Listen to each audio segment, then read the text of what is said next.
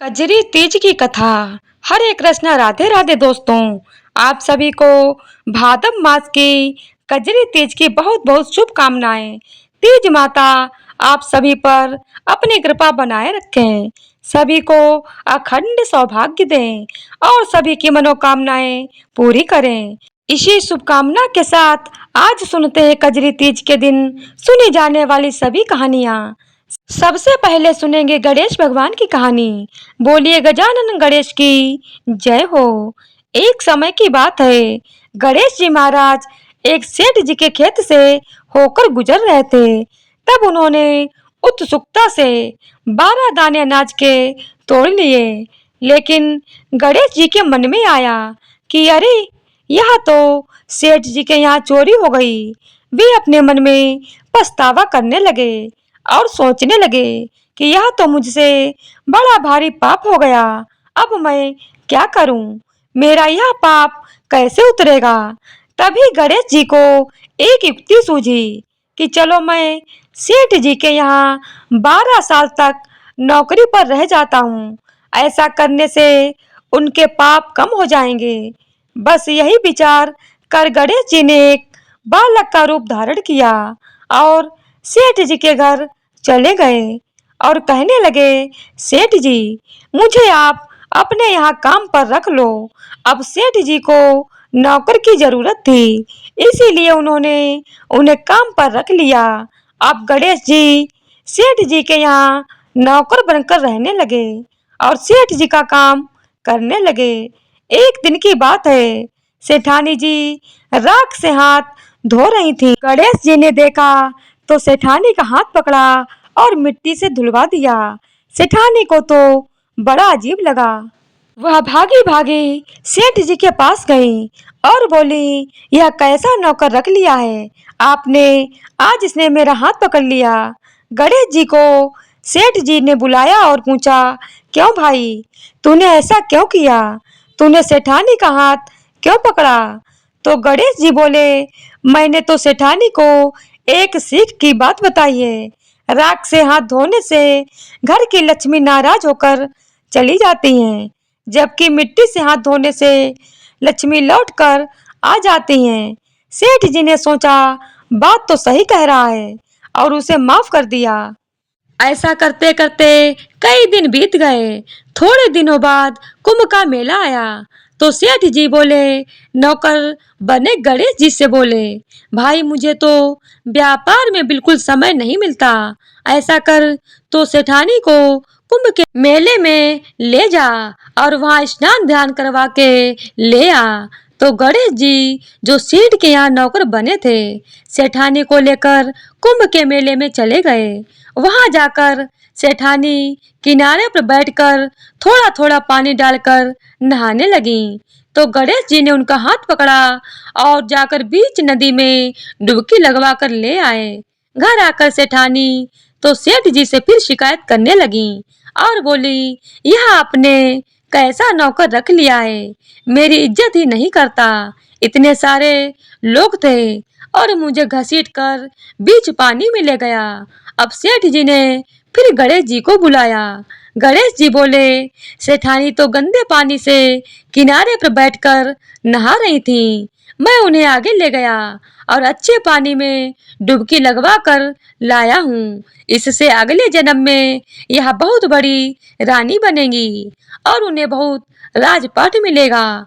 तो सेठ जी ने सोचा कि कहा तो सही रहा है, बीच में नहाने पर अच्छा पुण्य मिलेगा।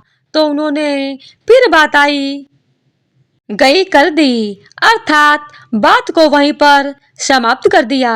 एक दिन सेठ जी के घर में पूजा रखी गई और हवन हो रहा था। सेठ जी तो हवन में बैठे थे, पर सेठानी अभी तक नहीं आई थी। तो सेठ जी ने गणेश जी से कहा, जाओ भाई, सेठानी को बुला कर लाओ। अब गणेश जी सेठानी को बुलाने कमरे में गए। वहां जाकर गणेश जी ने देखा सेठानी तैयार बैठी थी, लेकिन सेठानी ने काली चुन्नी डाली हुई थी। तो गणेश जी बोले, सेठानी जी पूजा पाठ में काले कपड़े नहीं पहनते, इसीलिए आप चुन्नी बदल लो। लेकिन सेठानी नहीं मानी।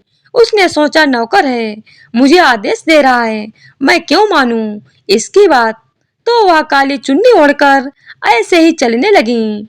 श्री गणेश जी ने क्या किया, सेठानी के सिर से चुनरी उतारी और फाड़ दी और कहा, अब लाल रंग की चुनरी ओढ़ो तब चलो। सेठानी तो यह सब देखकर बहुत गुस्से में आ गईं।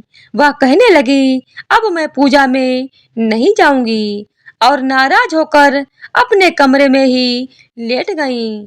अब जब सेठानी नहीं आई तो सेठ जी इंतजार करते रहे। बहुत देर हो गई तो सेठ जी अंदर आए तो देखा सेठानी तो नाराज होकर पड़ी हैं। सेठ जी ने पूछा, क्या हुआ, तुम अभी तक पूजा में क्यों नहीं आई। तो सेठानी बोली, आपने यह पता नहीं कैसा नौकर पागल रख लिया है, आज तो इसने हद कर दी, मेरी चुन्नी फाड़ दी। अब इतना सुनकर तो सेठ जी को बड़ा ही गुस्सा आया। उन्होंने गणेश जी को बुलवाया और कहा, हद कर दी, आज बताओ तुमने सेठानी की चुन्नी क्यों फाड़ दी। तो गणेश जी बोले, सेठ जी पूजा पाठ में काले रंग के कपड़े नहीं पहनते, मैंने तो सिर्फ इन्हें लाल रंग के कपड़े पहनने को बोला था। काले कपड़े पहनने से कोई भी शुभ कार्य सफल नहीं होता। जब इन्होंने बात नहीं मानी तो मैंने सोचा कि चुनरी फाड़ देता हूँ, फिर तो इन्हें दूसरी चुनरी ओढ़नी ही पड़ेगी। गणेश जी की बात सुनकर सेठ जी ने सोचा कि सही बात कह रहा है, पूजा पाठ में काले कपड़े तो पहनते ही नहीं। सेठ जी ने मन ही मन विचार किया कि समझदारी की बात कर रहा है, तो उन्होंने फिर बात आई गई कर दी और सेठानी को भी मना लिया। अब इस तरह करते करते कुछ दिन बीत गए। एक दिन सेठ जी के घर में गणेश जी की पूजा थी तो पंडित जी बुलवाए गए। पंडित जी आए और उन्होंने पूजा करनी शुरू कर दी। लेकिन यह क्या, पंडित जी तो गणेश जी की मूर्ति ही लाना भूल गए। पंडित जी सेठ जी से बोले, आप बताओ पूजा कैसे करें, जब गणेश जी की मूर्ति ही नहीं है। सब बड़ी चिंता में पड़ गए, क्योंकि जब मूर्तियां निकाली जा रही थीं, तो गणेश जी वहीं पर खड़े थे। अब देखा कि मूर्तियां निकाली जा रही हैं, सेठ जी बड़ी चिंता में हैं। तो गणेश जी कहने लगे, मेरे को ही मूर्ति बनाकर यहाँ विराजमान कर लो और मेरी पूजा कर लो, आपकी पूजा सफल हो जाएगी और सारे काम आपके सफल हो जाएंगे। अब इतना सुन के तो सेठ जी को बहुत गुस्सा आ गया। वो बोले, अब तक तो तुम सेठानी जी के साथ ही मजाक करते थे, लेकिन अब तुम मुझसे भी मजाक करने लग गए हो। तो गणेश जी बोले, नहीं सेठ जी, मैं मजाक नहीं कर रहा हूँ, मैं तो सच कह रहा हूँ। और बस सेठ जी के इतना कहते ही गणेश जी ने अपना असली रूप धारण किया। सेठ सेठानी और पंडित जी के देखते देखते वे चौकी पर जाकर विराजित हो गए। अब सेठ और सेठानी बहुत हैरान हुए। उन्होंने तो गणेश जी की पूजा शुरू कर दी। पूजा समाप्त हुई तो गणेश जी वहां से अंतर ध्यान हो गए। अब तो सेठ सेठानी हाथ सिर में मारे और बड़ा अफसोस करने लगे और कहने लगे, अरे यह हमसे कितना बड़ा पाप हो गया। इतने सालों से हम गणेश जी को नौकर बनाकर रख रहे थे, हमने उनसे कितना काम कराया और उन्हें कितना कुछ कहा। ऐसा सोच सोच कर तो सेठ जी और सेठानी बहुत दुखी हो रहे थे। जब गणेश जी ने सेठ और सेठानी को दुखी होते देखा तो उन्हें बड़ा दुख हुआ कि मेरी वजह से यह दोनों दुखी हो रहे हैं। तो रात को सपने में गणेश जी ने सेठ जी से कहा, सेठ जी आप दुख मत करो, मैंने आपके खेत से 12 अनाज के दाने तोड़े थे, बस उसी का पाप उतारने के लिए मैंने आपके घर में 12 साल तक नौकरी की है। आपको दुख या चिंता करने की कोई जरूरत नहीं, क्योंकि मैं अपनी मर्जी से आपके यहाँ नौकर बनकर आया था और मेरे जाने से आपके घर में कोई भी कमी नहीं होगी। आपके घर में किसी भी चीज की कमी नहीं रहेगी। आपका घर हमेशा ही धन धान्य से भरा रहेगा और आपको सब तरह के सुख मिलेंगे। गणेश जी के आशीर्वाद से सेठ और सेठानी पुत्रवान और धनवान हो गए। हे गणेश जी महाराज, जैसे आपने सेठ सेठानी पर कृपा की, वैसे ही हम सब पर करना। कहते सुनते हुंकार भरते सब पर अपनी कृपा बनाए रखना। एक बार प्रेम से बोलिए गणेश जी महाराज की जय हो। तो आइए अब श्रवण करते हैं कजरी तीज की अगली कथा। किसी गांव में दो बहनें रहती थीं। दोनों कजरी तीज का व्रत करती थीं। व्रत के दिन जब बड़ी बहन नीम की पत्ती का टुकड़ा व्रत के दिन पास करती तो कहती, ए नीम, तू तो कड़वी है। जब छोटी बहन नीम की पत्ती का टुकड़ा पास करती तो कहती, ये नीमड़ी, तू तो बड़ी मीठी है। तो तीज माता ने बड़ी बहन की बाड़ी में कड़वाहट भर दी और छोटी बहन की बाड़ी में मिठास भर दी। दोनों की शादी हो गई और अपने अपने ससुराल चली गईं। तो बड़ी बहन को तो पीहर और ससुराल में उसके कड़वे वचनों के कारण कोई भी पसंद नहीं करता था, जबकि छोटी बहन को पीहर में भी सब आदर देते और ससुराल में भी सब पसंद करते थे। बड़ी बहन बहुत परेशान रहने लगी। मन ही मन वह सोचने लगी, मैं इतना अच्छा काम भी करती हूँ, सबसे अच्छा व्यवहार भी करती हूँ, पर मुझे कोई पसंद क्यों नहीं करता। सब मेरी छोटी बहन को ही पसंद करते हैं। तब यही बात बड़ी बहन ने पंडितों से पूछा तो उन्होंने बताया कि कजरी तीज के व्रत में नीमड़ी पास करते समय तुम कहती हो कि नीमड़ी, तू तो बड़ी कड़वी है, इसी से तुम्हारी बाड़ी कड़वी हो गई। जब दोबारा तीज का व्रत आया तो बड़ी बहन ने नीमड़ी की पूजा करते समय कहा, ए नीमड़ी, तू तो बड़ी मीठी है। बस तभी से वह मीठा बोलने लगी और पीहर तथा ससुराल में उसे सभी पसंद करने लगे। हे नीमड़ी माता, जैसे आपने बड़ी बहन पर कृपा की, ऐसे ही हम सब पर करना। कथा कहानी कहते सुनते सबकी मनोकामना पूरी करना। बोलिए नीमड़ी माता की जय हो। बहुत समय पहले की बात है। एक साहूकार था। उसके 7 बेटे थे और 7 बहुएं थीं। उसकी 6 बहुओं के पीहर बहुत अमीर थे। उनके यहाँ से तो खूब भर भर कर सामान आता था, लेकिन 7वीं बहू गरीब घर से थी, तो वहां से कुछ भी नहीं आता था। उसका तो मायका भी नहीं था। सातुड़ी तीज का दिन आया तो 6 बहुओं को पीहर से सत्तू का पिंड आ गया, लेकिन 7वीं के पीहर से नहीं आया। तो 7वीं बहू ने अपने पति से कहा, मैंने कजरी तीज का व्रत किया है। बड़ी भाभियों के मायके से तो सत्तू का पिंड आ गया, लेकिन मुझे कौन ला कर देगा। मुझे सत्तू का पिंड ला कर दो, मैंने भी व्रत रखा है।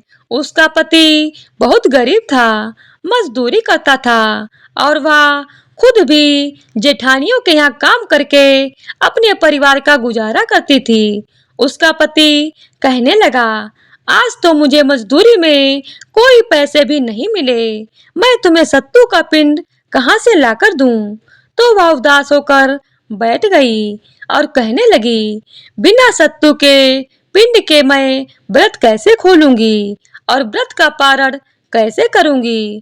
तो साहूकार का लड़का घर से सत्तू लेने के लिए निकल पड़ा। हलवाई की दुकान में गया। चोरी करने के इरादे से वहां जाकर देखा उसने चने की दाल रखी है। भट्टी में थोड़ी आंच भी नहीं थी। उसने दाल को भट्टी पर सेका और वहीं पर चक्की पड़ी थी, दाल को पीसने लगा। दाल पीसने की जो आवाज हुई तो दुकान का मालिक जाग गया और उसे आकर पकड़ लिया। साहूकार का बेटा बोला, मुझे पकड़ो मत, मैं कोई चोर नहीं हूँ। आज मेरी पत्नी ने कजरी तीज का व्रत रखा है। हमारे घर में सत्तू नहीं था। मेरी पत्नी का तो मायका भी नहीं है। मैं आपकी दुकान में चोरी की नियत से नहीं आया था। मैं सिर्फ थोड़ा सा सत्तू लेना चाहता था। आज मुझे मजदूरी के पैसे भी नहीं मिले। कल मैं आकर आपके पैसे भी दे दूंगा। यह सुनकर दुकान के मालिक को बड़ा दुख हुआ। वह साहूकार के बेटे से बोला, तुम अपने घर जाओ। तुम्हारी पत्नी आज से मेरी धर्म की बेटी है। तुम्हारे लिए पूजा का सब सामान मैं घर पर ही भिजवा दूंगा।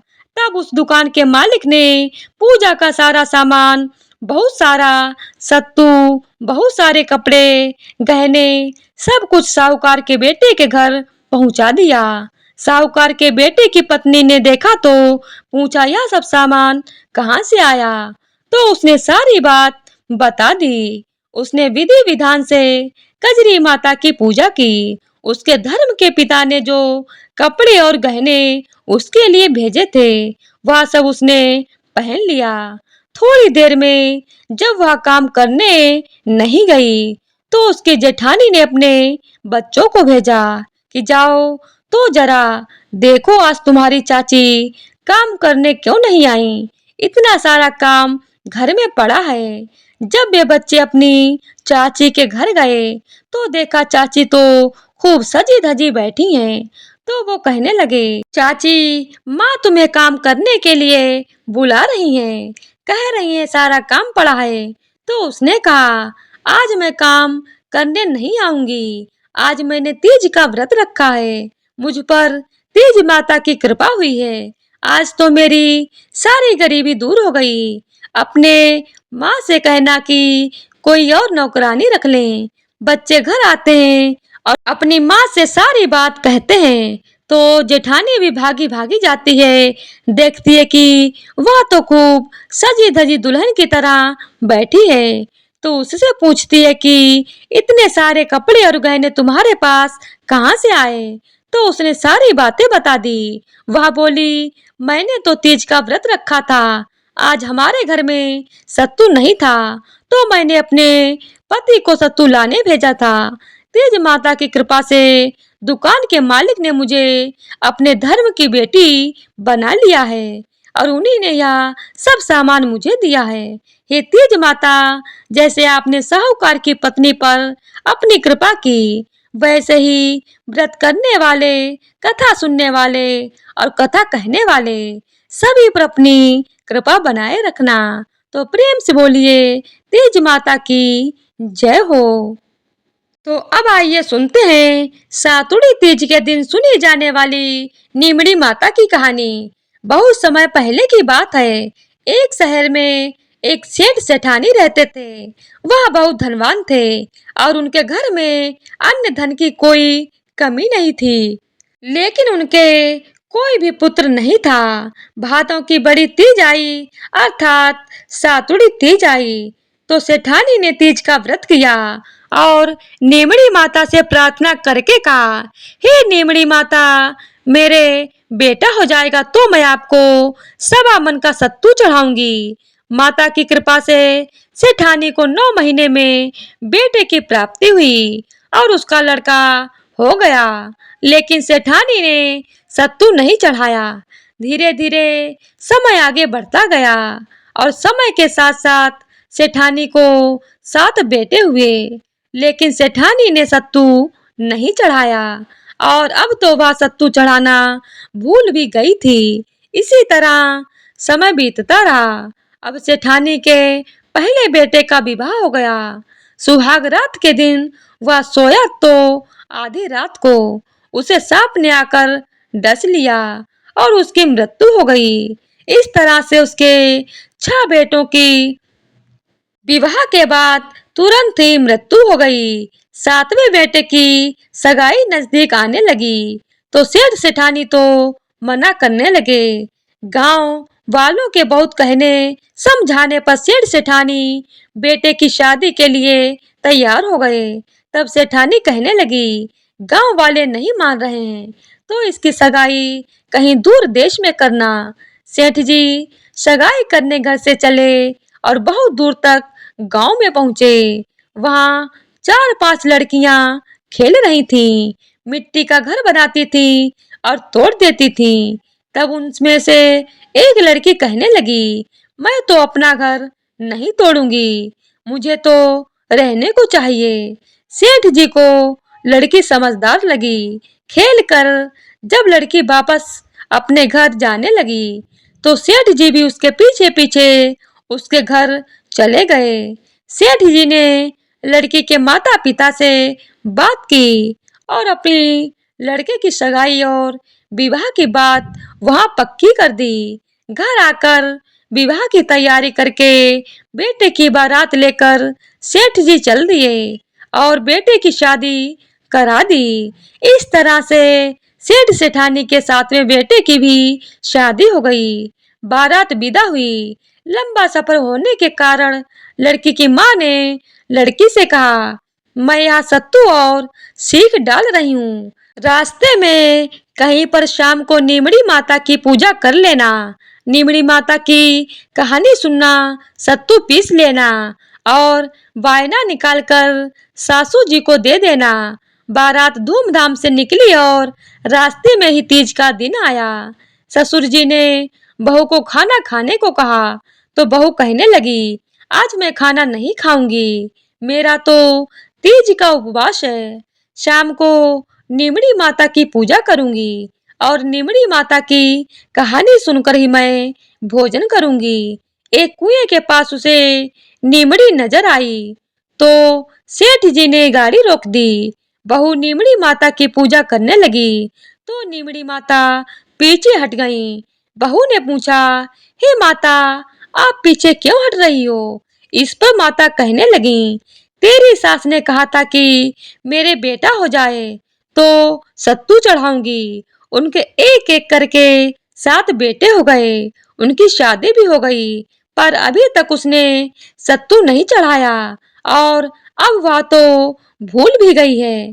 तो बहू कहने लगी, आप हमारे परिवार की भूल को क्षमा करो, मैं आपको सत्तू चढ़ाऊंगी।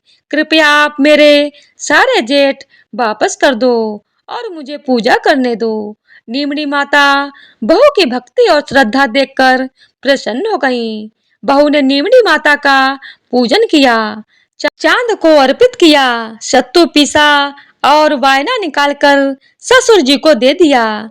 प्रातः काल होने पर बारात अपने नगर में लौट आई। जैसे ही बहू ने ससुराल में प्रवेश किया, उसके 6 जेठ भी वहां पर आ गए। यह सब देखकर सभी बड़े खुश हुए। उन सभी को गाजे बाजे के साथ घर के अंदर ले आए।